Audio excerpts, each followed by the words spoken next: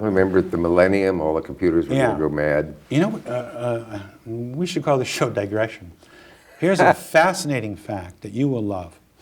In 1999, just before the millennium, just before 2000, there was a study done of terminal patients, people who were going to die any minute or any day or any second.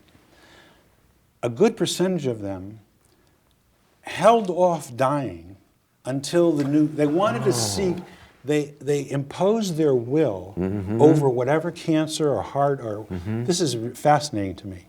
There's something in our bodies, in our brains, our spirits. These people wanted to see what it was like in 2000, and they lived beyond what all doctors said they would live and then they died shortly thereafter. Wouldn't it be great if they could harness that force? Because there are cases of people who live until a daughter's graduation. Well, that's my next point. Live until a baby is born. Yes. And then bye-bye. Yeah, and what is there? That shows that in us there is something going on, not just psychologically, but I believe hormonally, electromagnetically, that if we could harness and find out what that was. Maybe it's Scientology. Oh, God. As we sit here, the news has burst upon us that marriage is seen by most young women as passé and increasingly so. What was it? Women under 30? Yeah. The majority of their children are born out of marriage.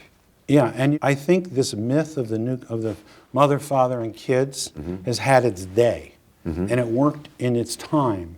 And this is a new world, and some couples get married and they have kids and they're fine, and some women want to have a baby and don't want to have a husband. It's fine. It's just that the guys that came over the Mayflower who run the Congress now, are appalled at these new social habits and mores. But violent crime is down in America.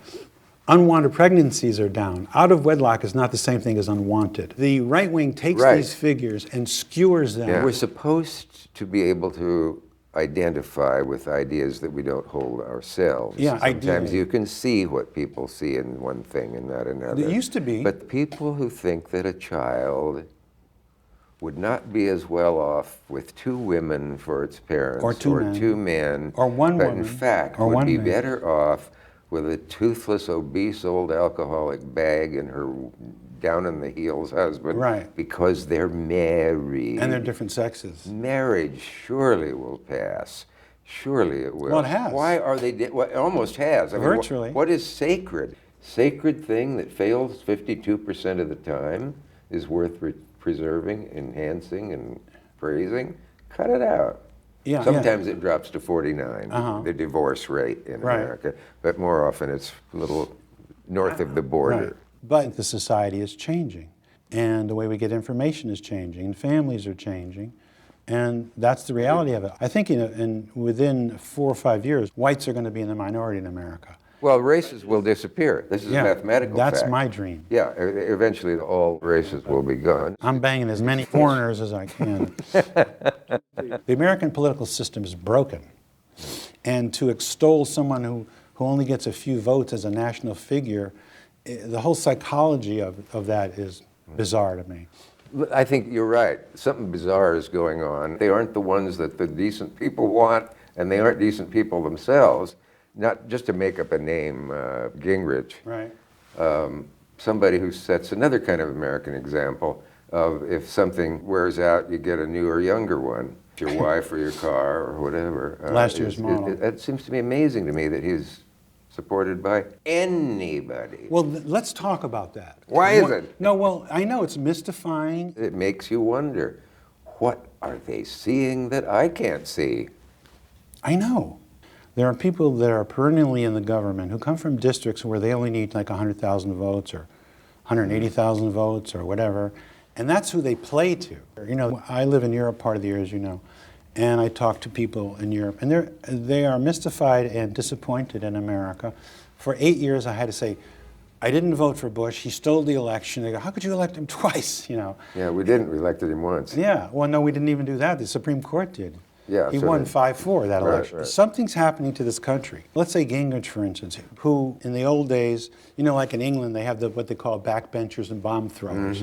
These are guys that'll never rise beyond a certain little hamlet that they represent. Yeah. But in England, they could stand up and throw, verbal bombs and cause trouble, and we didn't have that in America. But Gingrich came along and started this vile kind of vicious politics. And the irony is now he's complaining that people are attacking him. But he invented it. He was a guy who came from Georgia, who the most votes he ever got in his life, I think, was 108,000. And he wants to run the country. My point is, what the fuck are they talking about? There's a certain element within America that is homophobic, misogynistic, a big fan of killing dark-skinned people, don't want to, help the disenfranchised, and on and on and on. And there's a lot of them. And they're the ones that go to the primaries. They're the ones that make pamphlets. They're the ones that have these preachers that tell them how to vote. And they make a lot of noise. And the rest of the world and the rest of America thinks that's who we are. It's not who we are. America, in some ways, is doing fine. In other ways, because a small, powerful group has hijacked the information highway, that people get impressed and confused and fearful. A way of thinking. What are you feeling now, about this? I get the feeling that the country is much, much less than it has been. And what pores this is emanating from in the body politic, I don't exactly know. But you can always say, oh, everybody thinks the past was better. I got news for you. It was. And now we better start figuring out how and why. Everybody, no matter who they are, no matter how smart or stupid they are, they all react viscerally to everything. And then the intellect writes a script to compensate for what we decided. When people say, when I vote, I read, they're full of shit. And you collect the things that fit your definition. Everybody who votes on their impulse. They don't vote on the record or on the integrity. It's personality. Say 10% of the population are reasonable and they do look at the issues, but I would dare say 99 out of 100 people react emotionally to everything. You're far too thoughtful a man to be in show business.